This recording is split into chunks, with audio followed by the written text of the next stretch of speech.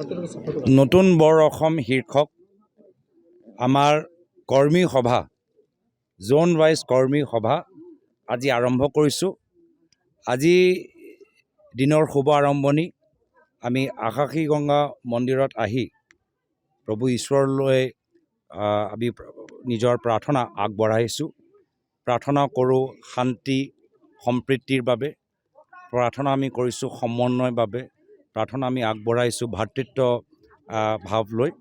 আৰু আমাৰ লগত উপস্থিত আছে ছত্তীশগড়ৰ প্ৰাক্তন মুখ্যমন্ত্ৰী ভূপেশ বঘেল ডাঙৰীয়া, আমাৰ বন্ধু তিৰ্কী ডাঙৰীয়া, ঝাৰখণ্ডৰ আমাৰ প্ৰাক্তন মন্ত্ৰী আৰু বিধায়িনী দলৰ দলপতি এতিয়া ইয়াৰ পৰা, আৰু আমাৰ ভূপেশ বঘেল ডাঙৰীয়া, আমাৰ বন্ধু তিৰ্কী ডাঙৰীয়া ইতিমধ্যে গোটেই যে আমাৰ পাহাৰৰ যিখিনি মূল সমস্যা, কাৰ্বি পাহাৰ, আমাৰ ডিমা হাছাও অঞ্চলত কি মূল সমস্যা আমাৰ পৰা বুজ লৈ আছে। আৰু তেওঁলোকে নিজে অনুভৱ কৰিছে কি যিদৰে ছত্তীশগড়ত তেওঁলোকে বিভিন্ন জনজাতিসকলক লৈ এটা ভাল চিন্তা কৰিছিল যেতিয়া ভূপেশ বঘেল ডাঙৰীয়া চৰকাৰ আছিল, বা বন্ধু তিৰ্কী ডাঙৰীয়া যিদৰে ঝাৰখণ্ডৰ ভিতৰত যি তাত ST মানুহবোৰ আছে তেওঁলোকৰ লৈ যি ধৰণৰ চিন্তা কৰে, ইয়াত সেই ধৰণৰ বহল উদাৰ চিন্তা নাই। ভূপেশ বঘেল ডাঙৰীয়া যোৱাকালি ক'লে যে অসম সভ্যতাৰ বাবে সমগ্ৰ ভাৰতৰ ভিতৰত চৰ্চিত, কিন্তু আজি অসমৰ লৈ যেতিয়া ভাৰতৰ ভিতৰত চৰ্চা হয়, অসমৰ সভ্যতা লৈ নহয়, অসমৰ ভদ্ৰতা লৈ নহয়, অসমৰ ভিতৰত যে অহংকাৰী অভদ্ৰ ৰাজনীতি চলাই থকা মুখ্যমন্ত্ৰী হিমন্ত বিশ্ব শৰ্মা ডাঙৰীয়া তেওঁৰ লৈহে মানুহবোৰ চৰ্চা কৰে, যাৰ বাবে অসমৰ নাম কাৰ্বি আংলঙৰ সমস্যাবোৰ তল পৰি গৈছে। দাদা, সাধাৰণ ভোটাৰক হাৰাশাস্তি কৰা হৈছে, বিশেষকৈ ব্ৰহ্মপুৰ হোজাই এই সন্দৰ্ভত বহুত লোকক হাৰাশাস্তি কৰা হৈছে। আজি দিনৰ ভাগত ইতিমধ্যে নগাঁৱত আমাৰ সাংসদ ৰকিবুল হুছেইন ডাঙৰীয়া, যিজন নিজে যোৱাকালি ইলেকশ্যন কমিশ্যন অফ ইণ্ডিয়া অফিচত উপস্থিত আছিলে, গুৰুত্বপূৰ্ণ আমি সিদ্ধান্ত আমাৰ হেঁচাত আমি ওলাই আনিবলৈ সক্ষম হৈছোঁ। সম্পূৰ্ণভাৱে আজি প্ৰেছ ব্ৰিফিং তাত কৰি আছে। মই আপোনালোকক অনুৰোধ কৰিছোঁ সেই প্ৰেছ ব্ৰিফিঙত আপোনালোকে গোটেইখিনি কথা গম পাই যাব। কিন্তু এটা কথা স্পষ্ট যে আমি খুব গুৰুত্ব সহকাৰে এই গোটেই বিষয়টো চাই আছোঁ।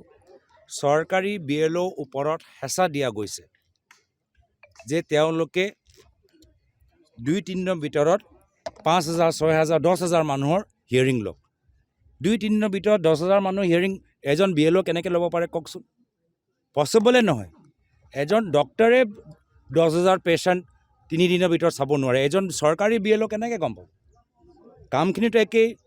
ডক্টৰে যিদৰে প্ৰত্যেক পেচেণ্টক সোধে তোমাৰ বেমাৰী কি, তোমাৰ এইটো হ'ল, হিয়াৰিঙতো সময় লয়তো। তো চৰকাৰী BLOয়ে কেনেদৰে 10,000, 5,000 মানুহৰ লোকতান্ত্ৰিক অধিকাৰৰ ওপৰত ন্যায় প্ৰদান কৰিব?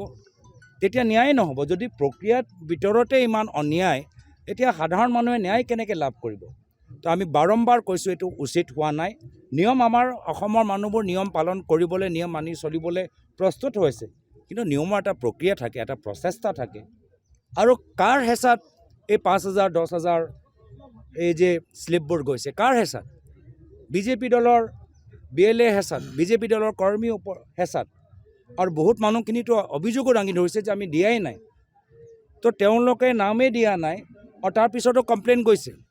তো এই ধৰণৰ আমি দেখা পাইছোঁ যে যিদৰে বিজেপি দলৰ ভিতৰত যে এটা জুম মিটিং হৈছিলে কিছুদিন আগতে, য'ত এইখিনিয়ে কথা লৈ আলোচনা যে প্ৰতিটো সমষ্টিৰ ভিতৰত ভোট কটা যাওক, তাৰহে আমি ফলাফল আমি দেখা পাইছোঁ। আমি বাৰম্বাৰ কেন্দ্ৰীয় নিৰ্বাচনী আয়োগক আমি জনাইছোঁ যে প্ৰক্ৰিয়াৰ ভিতৰত তেওঁলোকে হেমাহি কৰিব নালাগে, লৰালৰি কৰিব নালাগে, উপযুক্ত সময় আৰু উপযুক্ত প্ৰক্ৰিয়া, এয়া আমাৰ দাবী।